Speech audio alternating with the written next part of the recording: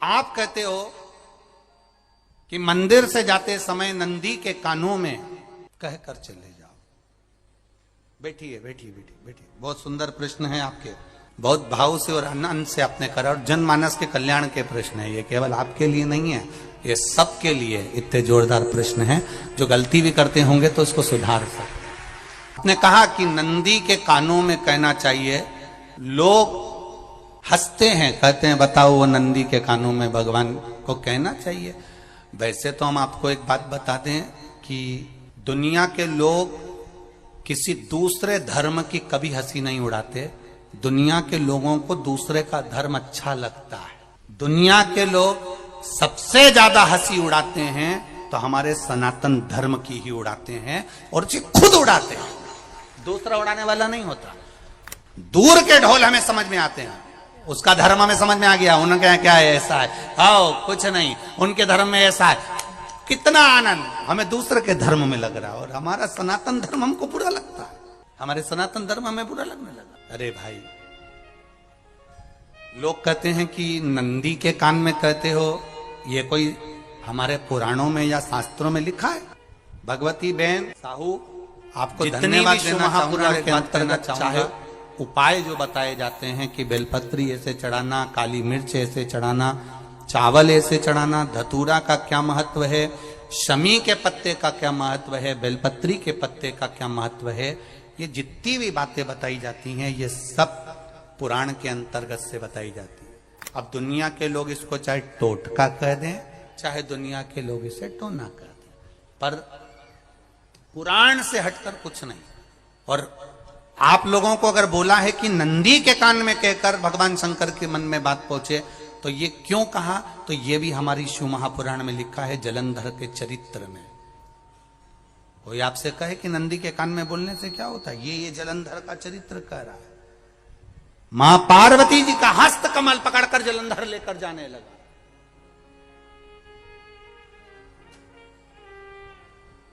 वृंदा का पति लेकर जा रहा। वृंदा तो भगवान की भक्ति में लीन रहती थी, उसको तो जलंधर को सबसे ज्यादा तकलीफ थी नारायण से, पर शिव के पास आ गया, क्योंकि ईर्षा प्रवृत्ति, अभी कथा में कहा, कोई कोई ऐसा होता है जिसको तुमसे बेर नहीं होता तो भी अंदर से ईर्षा जाग जाती है। कोई कोई ऐसा होगा जिसको अंदर से ईर्षा जागती है, अपने आप अंदर से ईर्षा जागती है, उसका कोई बेर नहीं, और ईर्षा जाग गई, भीतर से ईर्षा जाग। ना आप उससे मिले हो, ना कभी वो आप उसके सामने बैठे हो। कई लोग किसी ना किसी की बुराई करते हैं तो हम लोग पूछ भी लेते हैं, क्यों साहब उनसे मिलकर आए हो क्या तुम? कभी नहीं मिल किया, कभी उनका सामना हुआ नहीं हुआ, तो फिर बुराई क्यों कर रहा? एक ने कर दी थी इसलिए हमारे ध्यान में था तो हमने भी कर दी। लो, वो कुआं में डूब के मरेगा तो तू भी मरेगा का? नहीं। नंदी सामने बैठा है, गणेश जी को मालूम पड़ गया, कार्तिकेय को मालूम पड़ गया, मां पार्वती जी का हस्त कमल जलंधर ने पकड़ लिया और लेकर चला। मालूम पड़ गया, तब नहीं रहा गया। गणेश जी को क्रोध आ गया और गणेश जी महाराज आए, शिव जी को जगाने लगे। पिताजी पिताजी पिताजी कर कर जगाया, उठो पिताजी, पिताजी उठिए, पिताजी जागिए, पिता को जगा रहे हैं। भगवान शंकर नहीं उठे, तप में लीन थे। क्या करें हम? जलंधर के पास में इतना बल है, इतना बल है, और पिता की आज्ञा नहीं होगी तो हम कैसे मार देंगे इसको? मारने को तो हम मार दें। मां ने आज्ञा करी थी कि जलंधर उसको तारकासुर को मार दो, तो कार्तिकेय ने तारकासुर को मार दिया। शिव जी की आज्ञा नहीं तो हम इसको कैसे मारें? क्या करें? सब कुछ गणेश जी ने देख लिया, शंकर जी के ऊपर बहुत बहुत बहुत बहुत प्रार्थना कर कर देख ली, पर शंकर जी नहीं जागे। तब आखिरी में विनायक ने, गणेश ने जितने लोग आस्था चैनल पर कथा सुन रहे हैं, जितने लोग फेसबुक यूट्यूब पर कथा सुन रहे हैं, इस बात को याद रखना कि नंदी के कान में कहने से क्या होता है वो ये इस कथा से सीख लेना। आखिरी में गणेश जी को लगा किसको कहूं, शंकर जी भी तप में है, नंदी भी तप में है, मैं किसको कहूं। शिव जी को कह के कर थक गया, पिताजी को बोल बोल कर थक गया, पिताजी जागते नहीं। अब मैं किसको कहूं ये बात, किससे कहूं।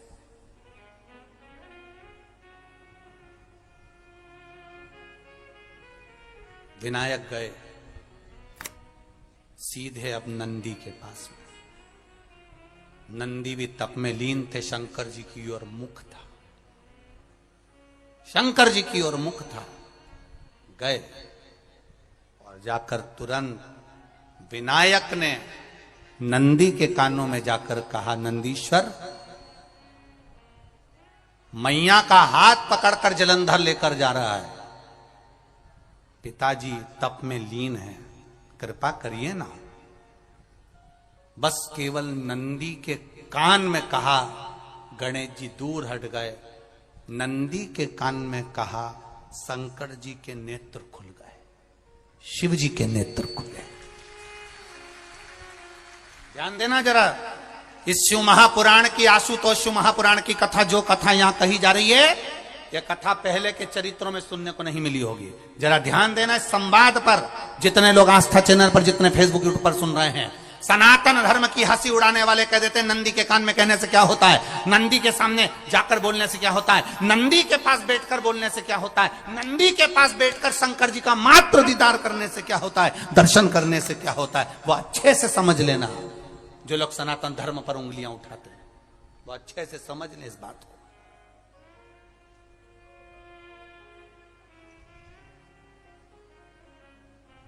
क्या होता है, नंदी तप में लीन, शिवजी तप में लीन, शिव नहीं उठ रहे। विनायक ने नंदी के कानों में जाकर कह दिया, नंदी के कान में जाकर कहा, नंदी के नेत्र नहीं खुले। नेत्र किसके खुले? जम के बोलो, महादेव के खुले हैं, शिव जी के खुले हैं। ये मन का तार। नंदी शंकर की आराधना कर रहे थे, शिव अपनी भक्ति में डूबे थे। यहां कहा, यहां पहुंचा, जो दिल में था उस तक बात पहुंच गई। नंदी के दिल में शिव थे, तुम कहे, नंदी ने शंकर तक बात पहुंचा दी। वो सूत्र जो बंधा था दिल से दिल तक का, वो पहुंच गया। वो सूत्र जो दिल से दिल तक बंधा हुआ था, मन से बंधा हुआ था, खबर वहां तक पहुंच गई, खबर पहुंच गई। लुटाइए, ये मौका मिला है आनंद का, दिल से प्रेम लुटाओ। नंदी से कहा, नंदी ने देवादिदेव महादेव से नहीं कहा। केवल नंदी आंख बंद कर कर बैठे थे, कहते से ही भगवान गणेश के शब्द शिव जी तक पहुंच गए। शिव जी के नेत्र खुल गए और उन्होंने जलंधर के पास पहुंचकर पार्वती जी का हस्त कमल छुड़वाया। जरा विचार करिएगा, आप नंदी से कहते हो मेरे महादेव तक बात पहुंच जाती है, आपको केवल नंदी से प्रेम से कहना है, नंदीश्वर मेरे बाबा, ए मेरे बाबा, आप रोज शिव जी को लेकर भ्रमण पर निकलते हो, मुझे बहुत दुख है, आप मेरे दुख को मिटाने के लिए मेरे दरवाजे पर क्यों नहीं आते। नंदीश्वर से कहा, शिव जी तक बात पहुंच जाएगी, शंकर के नेत्र आपके लिए खुल जाएंगे और महादेव आपके यहां खड़ा मिलेगा, मेरा महादेव आपके पास में खड़ा मिलेगा। आशुतोष महापुराण की कथा कहती है, लोग कहते हैं नंदी को कहने से क्या होता है, ये शिव पुराण कह रही है, कहा वहां तक पहुंचा, दिल से दिल का कांटेक्ट। हम कई बार कहे आपको, आप लोगों ने सुना होगा शिव महापुराण में कि बहुत दुख हो जिंदगी का, बहुत दुख तकलीफ। जैसे वो बहन ने लिखा, मेरे कर्जे में लदालुम हो गई, तकलीफ बढ़ गई, शरीर का रोग था, 15-20 साल हो गए, आराम नहीं, बेटे भी व्यसन में डूबने लगे, क्योंकि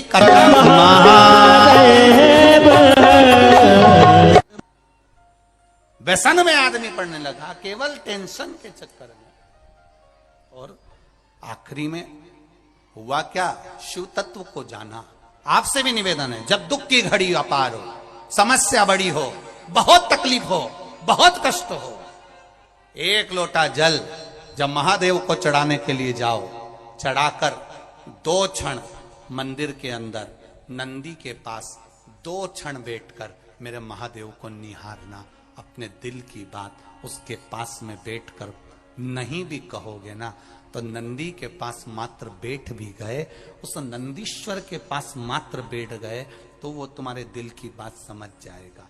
तकलीफ बढ़ गई ना, कोई बात नहीं, दवाई खाओ, डॉक्टर को दिखाओ, पर एक बार उस जल को शिव जी पे चढ़ाओ। चढ़ाकर जल लेकर जब घर जा रहे हो, 2 क्षण मेरे नंदीश्वर के पास में बैठ जाओ, नी भी कुछ कहना है मत कहो। एक बार उसके करीब में बैठकर दिल से, मन से मेरे महादेव से जो कहना चाहती हो, बस मन में भी धर लिया, तो मेरे नंदी ने सुनकर वो महादेव से कह दिया, दुनिया का सबसे ज्यादा तप करने वाला, समाधि में लगने वाला, साधना करने वाला, व्रत करने वाला, उपवास करने वाला, तप साधना में लीन होने वाला कोई है तो वो नंदीश्वर है, जो शिव जी के सामने बैठकर उनके सामने हमेशा सामने मुख कर कर तप में लीन रहे। कितने लोग हैं जो भगवान नंदी के कानों में कुछ कहकर आते हैं? बोले हो कभी? सीधे बोल देते हो क्या जाकर? नंदी के कानों में कहने का भी एक तरीका है, आप लोगों को मालूम होगा वो तरीका? नहीं मालूम? ये बेलपत्री की जो डंडी रहती है ना, बीच का जो भाग है, ध्यान दिए ना जरा सा, ये बीच की जो डंडी है, फिर से देखिए, बेलपत्री के 2 पत्ते और उसके पास में जो बीच की जो डंडी का भाग, पास में जो बीच की जो डंडी का भाग है, दिख रहा है आप लोगों को? ये 2 डंडी, ये बीच की 2 पत्ती और उसके बीच में जो 2 डंडी का भाग, आप लोगों को मालूम होगा वो तरीका? नहीं मालूम?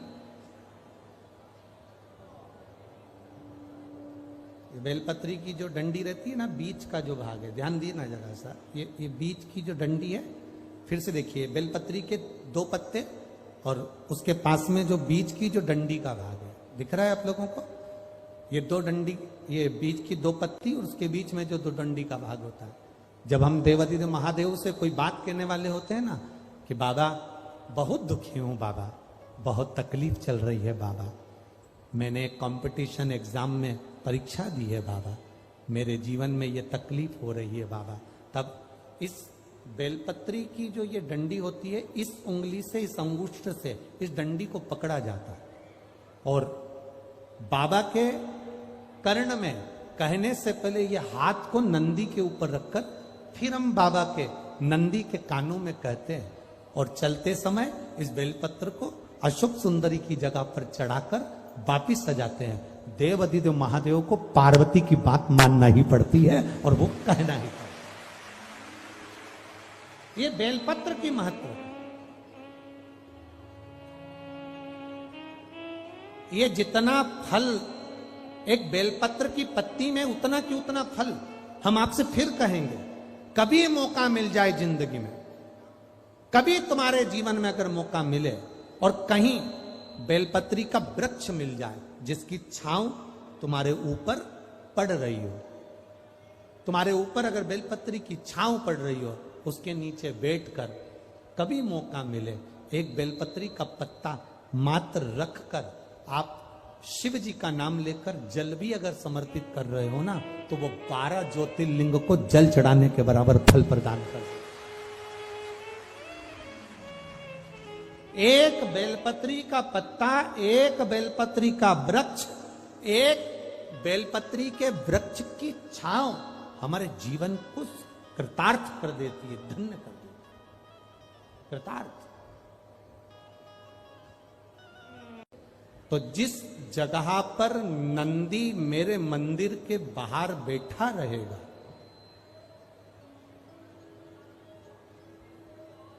नंदी जिस जगह पर मेरे मंदिर के बाहर बैठा रहेगा, सुयशा उसके कर्णों में, कर्णों के करीब में तू स्वयं विराजमान रहेगा।